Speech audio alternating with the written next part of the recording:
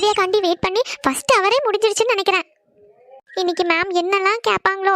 இனிமே இவளுக்காண்டி வெயிட் பண்ணவே கூடாது. எனக்கு கோவமா வருது. வரலன்னா அட்லீஸ்ட் ஒரு மெசேஜ் ஆவது பண்ணிருக்க வேண்டியதானே இந்த பிள்ளை. பஸ் ஸ்டாண்ட்லயே அவ்வளோ நேரம் வெயிட் பண்ணியிருக்கேன். ஐயோ ஃபர்ஸ்ட் அவர் வேற அந்த ராட்சசி இன்னைக்கு என்னெல்லாம் கேவலமா கேட்பாளோ என்ன.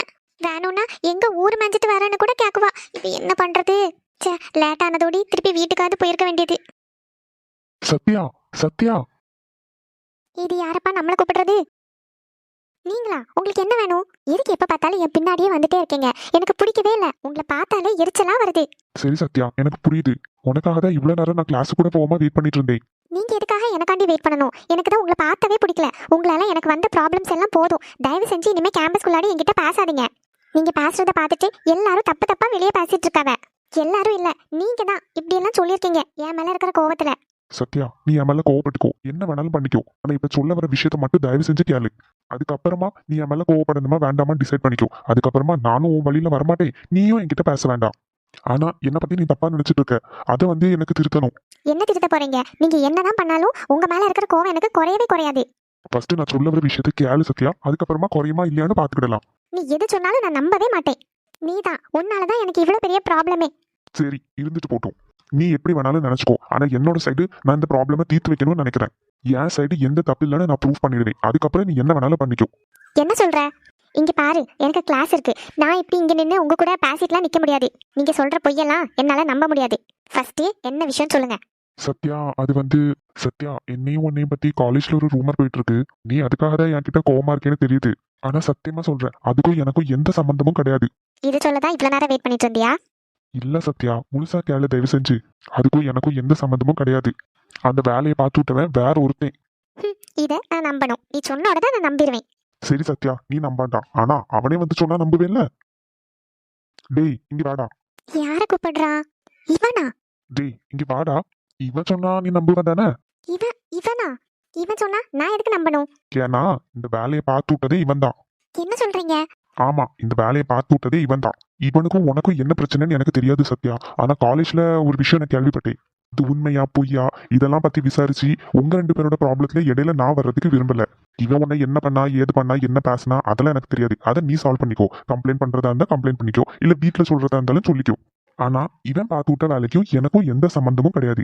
என்னையும் உன்னையும் வச்சு காலேஜ்ல பேசுறாங்கன்னா அதுக்கு எனக்கு சம்பந்தம் இல்ல. உங்க 2 பேருக்கும் ப்ராப்ளமா இருக்கு. ஏற்கனவே இவன் என்கிட்ட பிரச்சனை பண்ணிட்டு இருந்தா பார்த்தா நம்ம 2 பேரும் ஒரு வாட்டி பேசணுமா, சரி இதுதான் சான்ஸ்னு நம்ம 2 பேரும் பத்தியும் காலேஜ்ல ஃபுல்லா ஸ்ப்ரெட் பண்ணி விட்டுட்டான். இங்க பாருங்க தினேஷ், நீங்க சொல்றது எல்லாத்தையும் நான் நம்ப மாட்டேன். இவனை நீங்களே மிரட்டி தான் கூட்டிட்டு வந்திருக்கீங்கன்னு நினைக்கிறேன். இவ்வளவு சொன்னாலும் நீ நம்ப மாட்டியா? அதான் அவனை நேர்ல கூட்டிட்டு வந்திருக்கோம்ல, அவன்கிட்ட கேளு. டேய் என்னடா வந்து நின்று அப்பாவி மாதிரி மூஞ்சி வச்சுட்டு இருக்க? நீ என்ன பண்ணேன்னு அவகிட்ட சொல்லு. இப்ப நீ உண்மையை சொல்லலன்னு வச்சுக்கோயேன், காலேஜ்ல இருந்து நீ வெளியே வந்த அப்போ உனக்கு இருக்கு. அண்ணே அண்ணே விட்டுருங்கண்ணே, சொல்லிருங்கண்ணே. வாயை திறந்து என்ன நடந்துச்சுன்னு சொல்லு. ஏன் முன்னாடியே அவங்கள மிரட்டி சொல்ல வைக்கிறீங்க? அப்போ எனக்கு பின்னாடி நீங்க என்னெல்லாம் பண்ணிருப்பீங்க? என்ன சொல்ற சத்யா? ஆமா, ஏன் முன்னாடி அவனை மிரட்டி சொல்லுன்னு சொல்லிட்டு இருக்கீங்க. அப்போ நான் வரதுக்கு முன்னாடியே அவன்கிட்ட பேசி மிரட்டி கூட்டிட்டு வந்து என்கிட்ட சொல்றீங்க. இங்க பாரு, உன்னையும் நான் நம்ப மாட்டேன், உன் பின்னாடி நிக்கிறவனே நான் நம்ப மாட்டேன். இல்ல சத்யா, உன் மேல இருந்த கோவத்துல நான் தான் உன்னை ப்ரப்போஸ் பண்ணேன். நீ மைண்ட் பண்ணிக்கவே இல்லை. எப்பவுமே என்னை அசிங்கப்படுத்திட்டே இருந்தியா, அதனால ஒரு கோவத்துல சத்தியமா இதை நான் தான் பண்ணேன். யாரு மேல வேணாலும் நான் சத்தியம் பண்ணி சொல்றேன். நீ நம்பலன்னு வச்சுக்கோயேன், இவன் என்ன அடிச்சே கொன்னுருவான். இங்க பாரு, உன்னை அடிக்கிறான்னா நீ போய் கம்ப்ளைண்ட் பண்ணு. நான் இவனே நம்ப மாட்டேன், உன்னையும் நம்ப மாட்டேன். ஐயோ, இவன் நீங்க சண்டை போட்டுட்டு இருக்கா? சத்யா என்னாச்சு?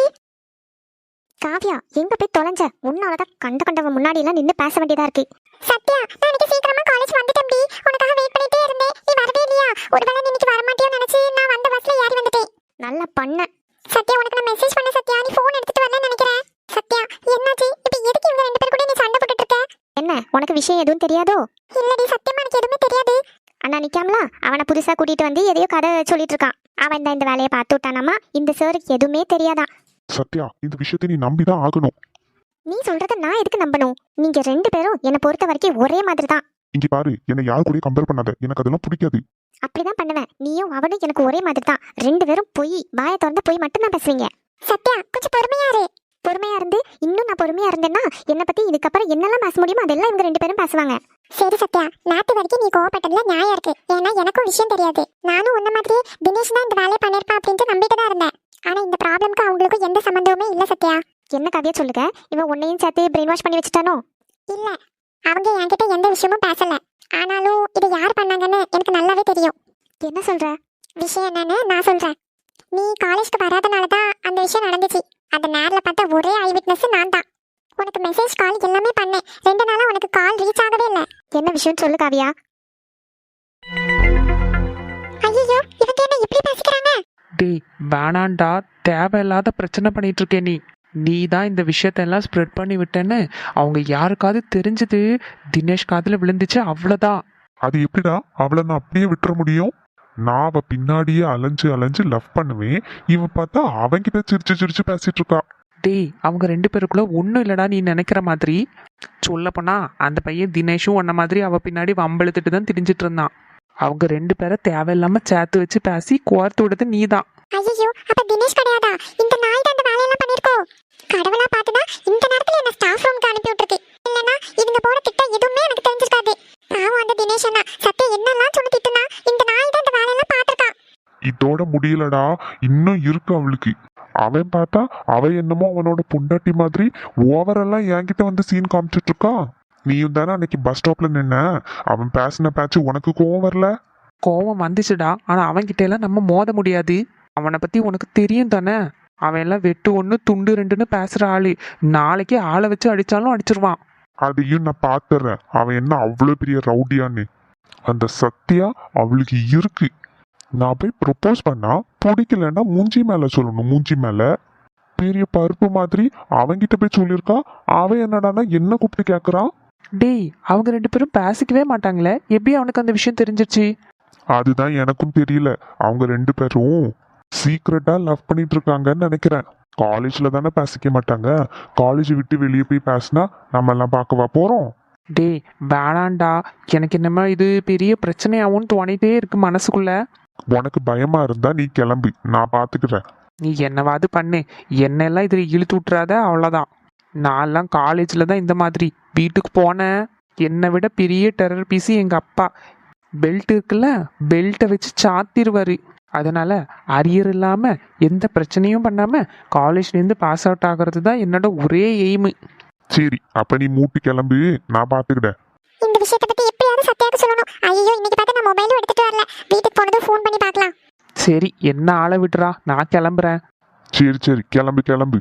தயவு செஞ்சு அந்த தினேஷ் கிட்ட என் பேரை இழுத்து விட்டுறாதடா. இதுதான் நடந்துச்சு. காவியா, என்ன சொல்லுங்க நீ? சத்யா, இவங்க 2 பேரும் நீ நம்ப மாட்ட.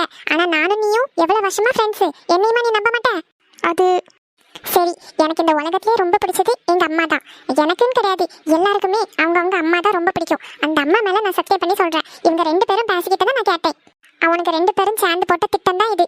சாரி, அவன் கூட நின்னவன் நைஸா கழட்டி விட்டு போயிட்டான். இதோ இருக்கானே, இவன் மட்டும்தான் இந்த வேலையை பார்த்தான். சாரி சத்யா, உன்னை நான் ப்ரொப்போஸ் பண்ணேன், நீ அக்செப்ட் பண்ணாத கோவத்துல. ஒரு பொண்ணை நீங்க ப்ரப்போஸ் பண்ணுவீங்க, அவ அதை அக்செப்ட் பண்ணிக்கலன்னா அவளையும் அசிங்கப்படுத்துவீங்க, அப்படிதானே? இதுக்கு தான் இந்த ஆம்பளைங்க எல்லாம் இப்படி இருக்காங்களோ? சத்யா, ஆம்பளைங்கன்னு எல்லாரையும் சேர்த்து சொல்லாத. இதுக்கு முன்னாடி உன் லைஃப்ல யாராவது இப்படி பண்ணிருக்காங்களா? இவன் தானே ஃபர்ஸ்ட் டைம். ஊருக்கு ஒருத்தன் இப்படிதான் இருப்பான். அதுக்காக மொத்த ஆம்பளைங்களையும் சேர்த்து தப்பா பேசாத. சாரி சத்யா, இனிமே இந்த மாதிரி நடக்காம நான் பாத்துக்கிறேன். இனிமே எந்த பொண்ணோட லைஃப்ல விளையாடணும்னு நினைச்சாலும் உனக்கு இந்த அடி ஞாபகம் இருக்கணும். சாரி, நான் இனிமே இப்படி நடக்காது. நீ சரியான ஆம்பளையா இருந்தா என்கிட்ட மோதி பொண்ணுங்க கிட்ட எல்லாம் உன்னோட வீரத்தை காட்டாத. தினேஷ் அண்ணா மேல எந்த தப்பும் இல்ல சத்யா. அவங்க ரொம்ப நல்லவங்க. அவங்கள உனக்கு பிடிக்கலன்னா நீ பேசாத. ஆனா தேவையில்லாம எந்த தப்பும் பண்ணாம ஒருத்தங்க மேல நம்ம பழி போடக்கூடாதுல்ல. கடவுளாதான் என் கண்ணு அவங்க 2 பேரும் பேசிட்டு இருந்ததை காமிச்சது. அதை சொல்றதுக்காண்டி 2 நாள் உனக்கு ஃபோன் பண்ணேன். ஆனா நீ ரீசார்ஜ் பண்ணாம வச்சிருக்கியா என்னன்னு தெரியல, உனக்கு கால் வரவே இல்லை. அதுக்கப்புறம் தினேஷ் அண்ணாவோட கிளாஸ்மேட் ஒருத்தங்களை பார்த்து நான் விஷயத்த சொன்னேன். அந்த விஷயம் தான் அவங்களுக்கு ஃபர்ஸ்ட் தெரிஞ்சது. எல்லாமே நீ தப்பாவே புரிஞ்சுட்டு இருக்க. எப்பவும் அப்படி இருக்காத. இந்த விஷயம் எதனால நடந்துச்சு, யாருனால நடந்துச்சுன்னு நல்லா விசாரி. அதுக்கப்புறம் ஒருத்தங்கள பேசு. வார்த்தையை விட்டதுக்கு அப்புறம் நம்ம என்ன பண்ணாலும் அதை திருப்பி எடுக்க முடியாது. நீ சாரி சொல்லணும்னு நினைச்சேன்னா தினேஷ் அண்ணாக்கு சாரி சொல்லிடு. இதுக்கப்புறம் நீங்க பேசணும்னு நினைச்சா பேசலாம், இல்ல வேண்டாம்னு நினைச்சா அப்படியே விட்டுரு. நான் கிளாஸுக்கு போலாமா? கண்ணு முன்னாடி நிக்காத, போயிரு. சத்யா பேசு. அது நீங்க அது எனக்கு தெரியாம.